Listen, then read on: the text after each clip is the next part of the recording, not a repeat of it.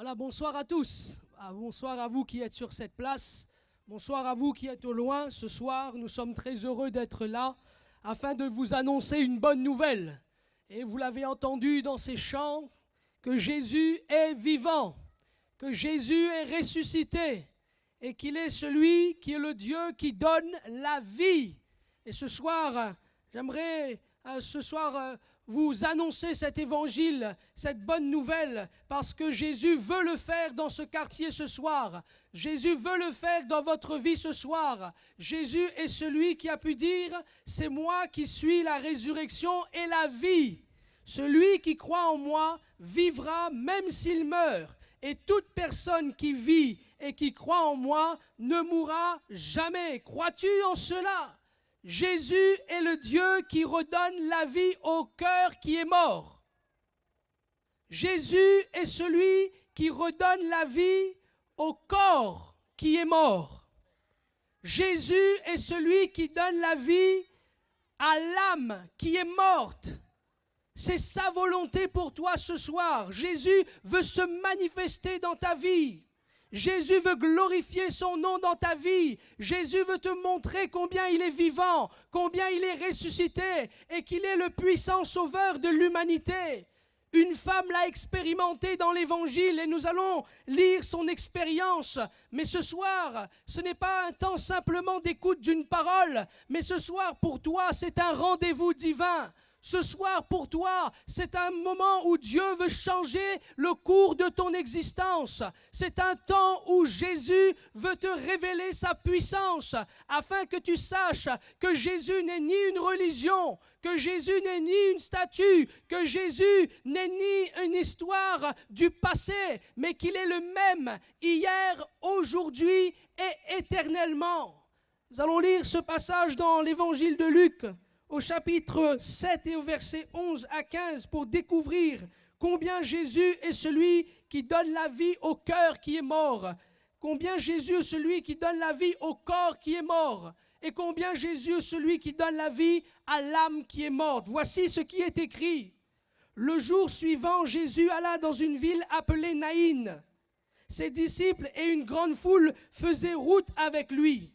Lorsqu'il fut près de la porte de la ville, voici, on portait en terre un mort, fils unique de sa mère, qui était veuve. Et il y avait avec elle beaucoup de gens de la ville. Le Seigneur, l'ayant vue, fut ému de compassion pour elle et lui dit, « Ne pleure pas. » Il s'approcha et toucha le cercueil. Ceux qui le portaient s'arrêtèrent et il dit, « Jeune homme, je te le dis, lève-toi. » Et le mort s'assit et se mit à parler.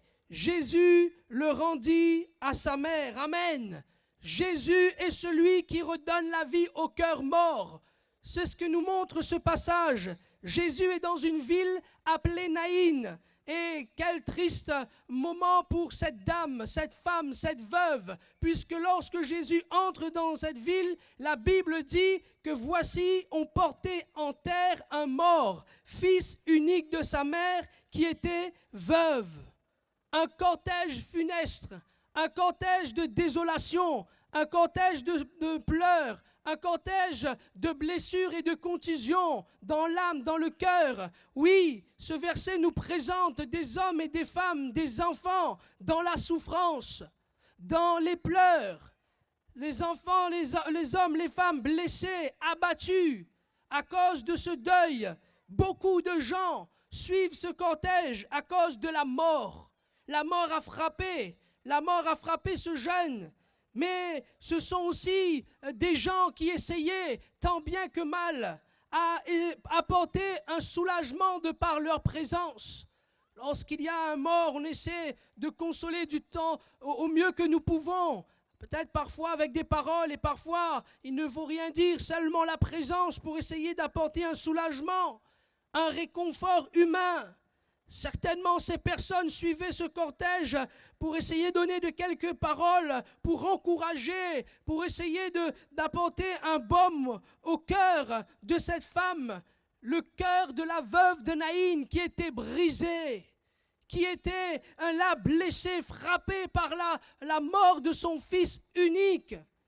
Oui, c'était un cœur percé par la mort. Elle avait déjà perdu son mari. Et voilà maintenant que c'est le tour de son fils unique. Double peine, double séparation, double plaie infligée à son cœur. Et forcé de constater que à ce moment, rien ni personne n'avait pu redonner la vie à son cœur jusqu'à là. Personne n'avait pu consoler son cœur jusqu'à ce qu'il ait écrit ceci. Le Seigneur, l'ayant vue, fut ému de compassion pour elle et lui dit, ne pleure pas. Cet homme qui se tient devant elle n'est pas un homme quelconque. Cette personne qui prononce ces paroles n'est pas n'importe qui.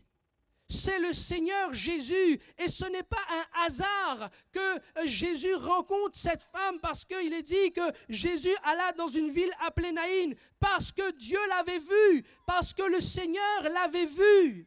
Celui qui a formé l'œil, ne verrait-il pas? Lorsque le Seigneur regarde, il ne regarde pas l'apparence. Parce que derrière de l'apparence, l'homme cache beaucoup de souffrances.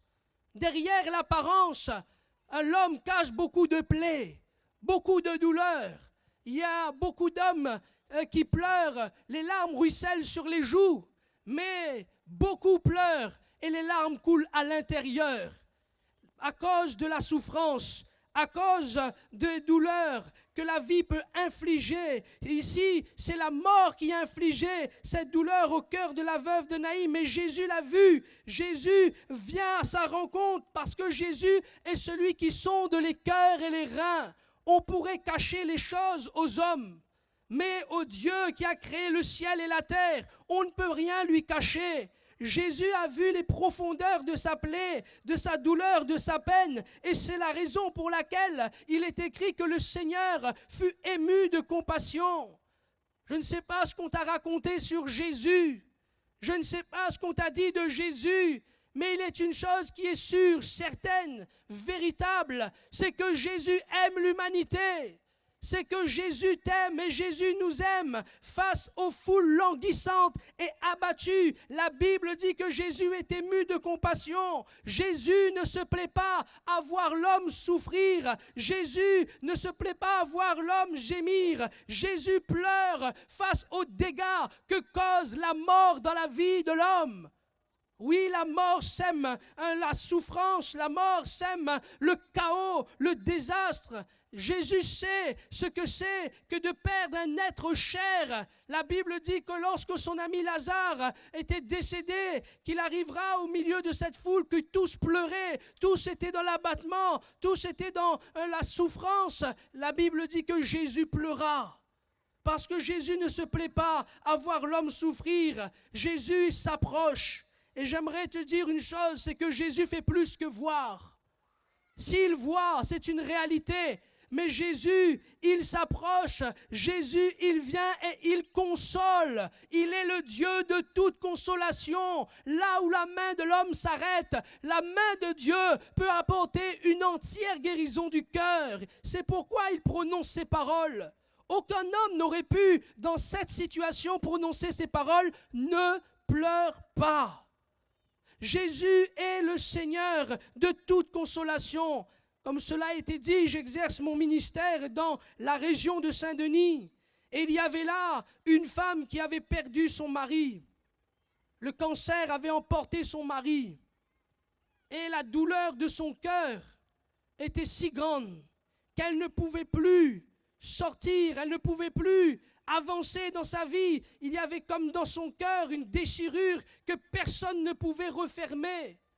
Et tant bien que mal, elle essayait de faire ses efforts, mais cette douleur, ce poids, cette charge était là comme un plomb sur sa vie.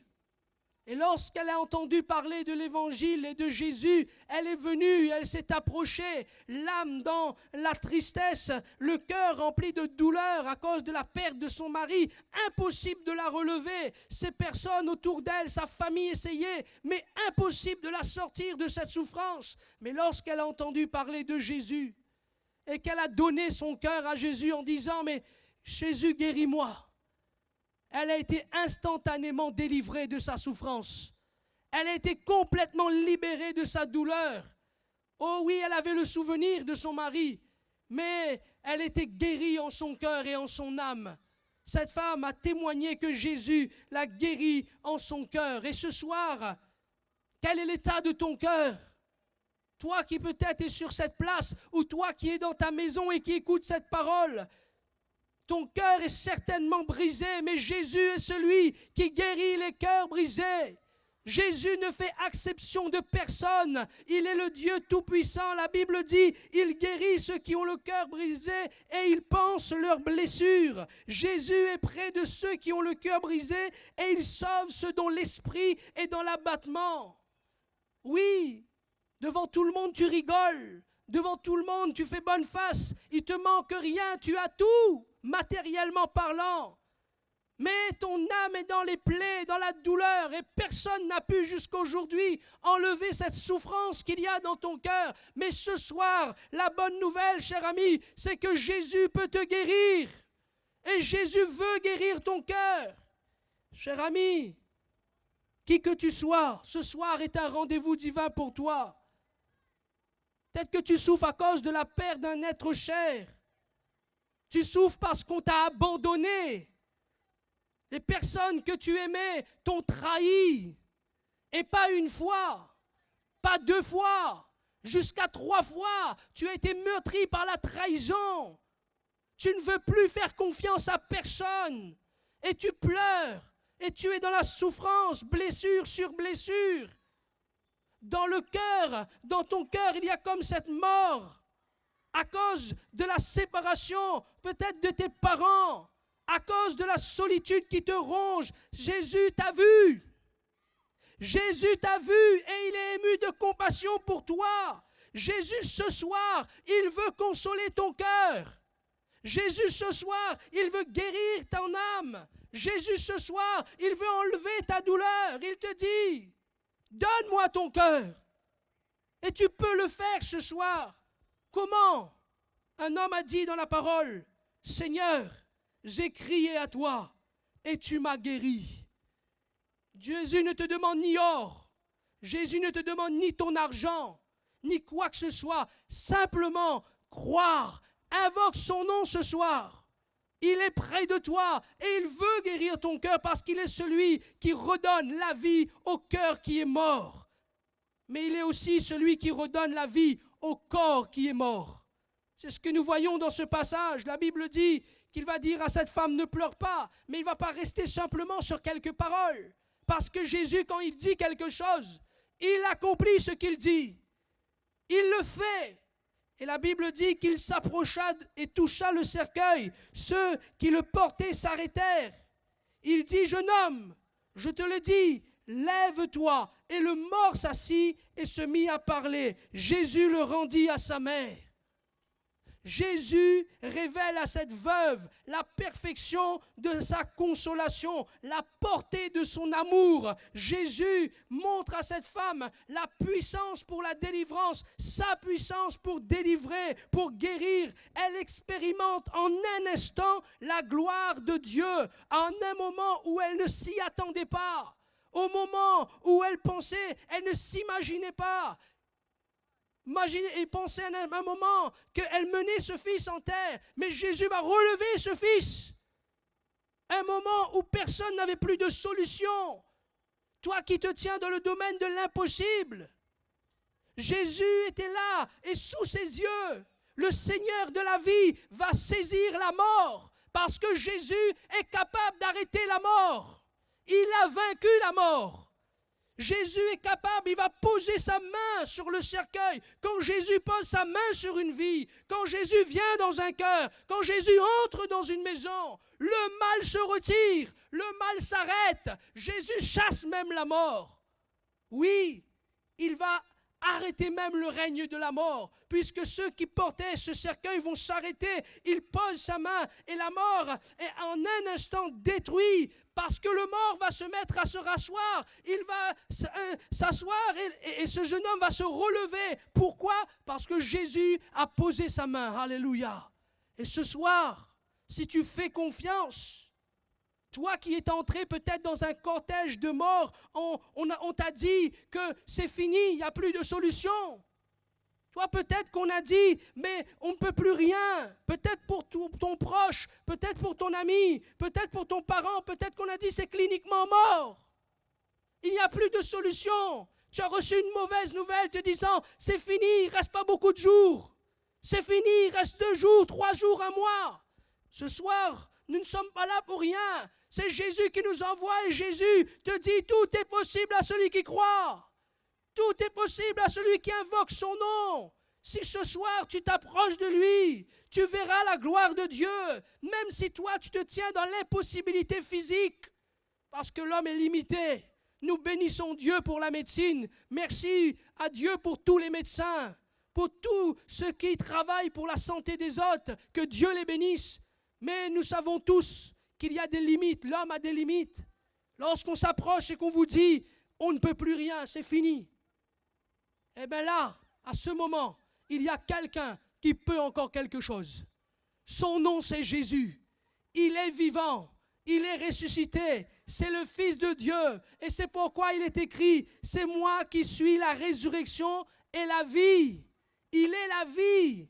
Jésus redonne la vie au corps mort, aux organes qui sont morts, aux cellules mortes. Peut-être que tu es touché en ton corps et que la mort commence à se propager, mais Jésus est capable d'arrêter la mort. Que ce soit un cancer ou que ce soit une tumeur, qu'elle porte le nom de cette maladie, Jésus ce soir a tout pouvoir pour te libérer. Jésus a tout pouvoir de t'affranchir parce qu'il est vivant. La semaine dernière, nous étions à la paroisse de la Montagne. Une femme était allée au médecin. Elle est enceinte. Et lorsqu'elle est allée chez le médecin lui a dit, Madame, vous ne remonterez plus chez vous. Il faut absolument que vous allez aux urgences, vite, très vite. Parce que nous avons vu les résultats de votre grossesse et c'est terrible. Il faut aller maintenant parce que la toxoplasmose a attaqué votre enfant. Et ça a commencé à toucher les organes de l'enfant. Et ils l'ont dit, il faut que vous rentrez immédiatement afin que les médecins puissent voir ce qu'ils peuvent faire. Il faut absolument commencer quelque chose. Cette femme nous a appelés et elle a exposé sa situation. Nous lui avons dit, nous allons prier Jésus. Nous avons invoqué le nom de Jésus. Et lorsqu'elle est entrée, ils ont commencé à faire toutes les batteries d'examen et ils avaient à cœur de commencer un protocole. Alors nous nous sommes tenus et nous avons crié à Dieu avec l'Église et nous avons dit Jésus intervient. Jésus fait quelque chose. Et nous avons prié pour que Dieu guérisse l'enfant. Nous avons prié pour que Dieu relève la maman parce qu'elle ne mangeait plus non plus à cause de cette situation physique de santé. Et le lendemain, elle nous appelle pour nous dire c'est bon, il n'y a plus rien. L'enfant a été totalement guéri. Or que sur les analyses, cela montrait qu'il était atteint. Jésus est passé par là. Jésus est capable. Toute personne qui vit et qui croit en lui, il peut communiquer la vie dans le corps. Alléluia. Celui ici-bas qui croit en Jésus, non seulement il peut être guéri en son corps, mais Jésus aussi peut lui amener dans la vie éternelle par la puissance de la résurrection. Parce qu'il est le vivant. Il a vaincu la mort. Il n'est plus sur la croix. Il n'est plus dans le tombeau. La Bible dit qu'il est assis à la droite de Dieu et il règne éternellement. Et toute personne qui croit en lui, en son œuvre, peut vivre un jour la puissance de la résurrection pour la vie éternelle. Crois-tu en cela? Jésus veut ce soir se manifester dans ta vie. Il veut redonner la vie à ton cœur qui est mort. Il veut redonner la vie à ton corps qui est mort, mais il veut aussi redonner la vie à ton âme qui est morte. Voyons que la Bible dit que Jésus, cet enfant, va se relever et il le rendit à sa mère. Pourtant, il était mort, corps, âme et esprit. Et ce verset nous montre que Jésus est en mesure de nous communiquer la vie à tous égards, dans tous les domaines de notre vie, Non seulement il est en mesure de le faire, mais il veut le faire pour chacun d'entre nous. C'est une urgence pour notre âme. Une urgence pour notre âme, c'est une priorité. Jésus veut redonner la vie à notre âme. Et peut-être que ce soir, vous dites, mais mon âme va bien. Mais non, votre âme ne va pas bien. La Bible nous montre qu'il y a la mort dans l'âme de l'homme, une mort spirituelle. À cause du péché, l'homme s'est égaré loin de son Créateur. Nous nous sommes égarés du seul vrai Dieu. Nous avons tourné le dos au Dieu vivant, et le péché est entré dans le monde. Et par le péché, la Bible dit que la mort s'est étendue à tous. Nous sommes bien vivants, mais notre âme est porteuse de mort. Et cette mort n'est pas la mort du cimetière. Si ce n'était que la mort du cimetière, ce n'aurait pas été grave. Mais ça parle d'une mort éternelle, d'une séparation d'avec Dieu pour l'éternité. La Bible dit que c'est pourquoi, comme par un seul homme, le péché est entré dans le monde. Et par le péché, la mort s'est étendue à tous, parce que tous ont péché. Oui, mais il y a une bonne nouvelle. Et la bonne nouvelle, c'est que Jésus est mort afin de nous délivrer de cette mort éternelle. Jésus est allé à la croix de Golgotha afin que nous ne faisions pas une religion. Non!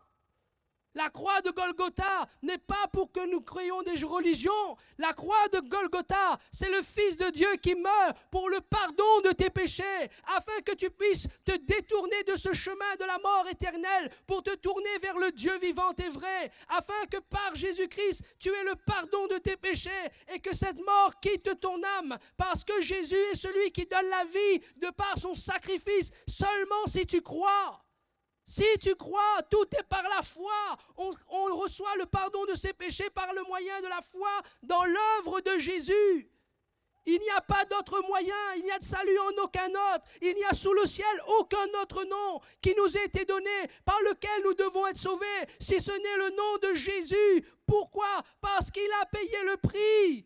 La Bible dit que Dieu a tant aimé le monde qu'il a donné son Fils unique afin que quiconque croit en lui ne périsse point mais qu'il ait la vie éternelle. Jésus est mort pour donner la vie éternelle aux hommes afin que personne n'aille dans ce lieu de tourment, que personne n'aille dans ce lieu de perdition où il y aura des regrets éternels, où il y aura des peines éternelles, où il y aura un feu qui ne s'éteint point. Jésus est mort afin que nous soyons sauvés de ce chemin. Et ce soir, c'est un appel de Dieu pour toi, afin que ton âme ait la vie en Jésus-Christ. C'est par la grâce que nous sommes sauvés, par le moyen de la foi. Cela ne vient pas de nous, c'est le don de Dieu, afin que personne ne se glorifie. Dieu n'a jamais demandé de monnayer le pardon. Tout est accompli. Tu n'as plus rien à payer. Tu n'as plus de sacrifice à faire. Jésus a fait le sacrifice. Il a pris sur lui la mort qui nous revenait. Il a payé le prix par sa vie. Et ce soir, si tu crois, tu seras compté parmi les sauvés et rachetés. La Bible dit, si tu confesses de ta bouche le Seigneur Jésus, si tu crois de tout ton cœur que Dieu l'a ressuscité des morts, alors tu seras sauvé, car c'est en confessant de la bouche qu'on parvient au salut, et c'est en croyant de tout son cœur qu'on parvient à la justice, selon qu'il est écrit, celui qui croit en lui ne sera pas confus. Jésus redonne la vie à l'âme qui est morte. Si le salaire du péché c'est la mort, le don gratuit de Dieu, c'est la vie éternelle en Jésus-Christ. Comme cet homme, ce jeune homme a été relevé de la mort, Jésus nous relève de la mort lorsque nous croyons en lui. Si nous avons le Dieu de la résurrection, celui qui est vivant au siècle des siècles, nous vivrons éternellement avec lui. Celui qui le reçoit ici-bas comme sauveur et Seigneur personnel, reçoit en son nom le pardon des péchés, la vie éternelle, et c'est une nouvelle vie qui commence pour lui. Cette vie est régie par la parole et la prière, parce que nous pouvons retourner à Dieu grâce à Jésus-Christ. Ce soir, c'est un appel pour toi. Qu'est-ce que tu as à faire? Simplement demander pardon à Dieu. Simplement te tourner vers lui et dire, Seigneur, pardonne-moi. Je crois que ton sacrifice est pour le pardon de mes péchés. Abandonner cette vie de péché pour te tourner vers le Dieu vivant.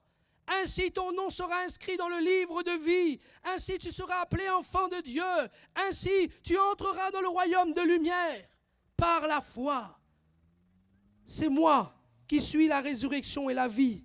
Celui qui croit en moi vivra même s'il meurt. Et toute personne qui vit et croit en moi ne mourra jamais. Crois-tu en cela? Jésus veut redonner la vie à ton cœur qui est mort ce soir. Il veut redonner la vie à ton corps qui est mort. Il veut redonner la vie à ton âme qui est morte. Si tu crois, tu verras la gloire de Dieu. Jésus est vivant. J'aimerais prier avec vous afin de pouvoir invoquer ce nom merveilleux de Jésus. Et si ce soir vous voulez faire confiance à Dieu, si vous voulez simplement croire et placer votre confiance et invoquer le nom de Jésus, alors ce soir, si vous êtes malade, vous serez guéri au nom de Jésus. Si vous avez une peine dans l'âme, dans le cœur et que personne n'a pu guérir jusqu'à aujourd'hui, Jésus vous guérira ce soir. Et si vous voulez croire en lui, alors ce soir votre âme sera sauvée. Seigneur mon Dieu, je te rends grâce. Je te loue et je te bénis pour ta présence. Je glorifie ton saint nom parce que tu es vivant. Seigneur, confirme ta parole maintenant, afin que tous sachent qu'il y a un seul Dieu, un seul médiateur entre Dieu et les hommes, à savoir Jésus-Christ homme, qui s'est livré lui-même en rançon pour l'iniquité de nous tous. Seigneur, que ta volonté soit faite. Ce soir, cher ami, j'aimerais que nous puissions répondre à l'appel de Dieu. Si vous croyez que Jésus est capable de vous guérir ce soir, comme il a relevé ce jeune homme, alors je vais vous demander de vous approcher sur le devant. Parce que la Bible dit qu'ils imposeront les mains aux malades et les malades seront guéris. Si vous croyez que Jésus est votre sauveur et que ce soir vous pouvez avoir la vie éternelle en son nom, approchez-vous sur le devant.